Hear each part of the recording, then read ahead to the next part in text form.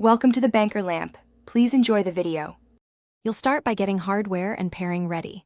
Charge the Fire Boltt to at least half, then open the companion app on your phone and sign in. Once done, pair the watch via Bluetooth from the app and accept any permission prompts. This lets the phone push files and apps to the watch. Make sure the watch firmware is up to date in the app before proceeding, because an updated system supports sideloading and third-party apps like a YouTube viewer. Now install a compatible YouTube client or web viewer.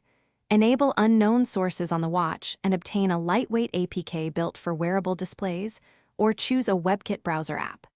Once you have the file on your phone, use the companion app's install feature or connect the watch via ADB over Wi-Fi to sideload the APK.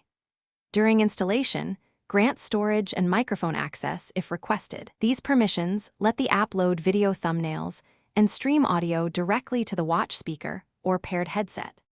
Finally, launch the viewer and sign into your Google account if the app asks.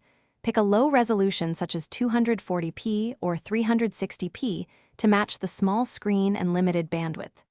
Make sure audio routes to a Bluetooth headset or the watch speaker and test a short clip to confirm playback and buffering. If videos fail to play, reboot the watch, reinstall the app, or clear the app cache. Most problems come from permission blocks or incompatible APKs, so try an alternative viewer if issues persist. Thanks for watching. If this was helpful, leave a like and consider subscribing. See you next time.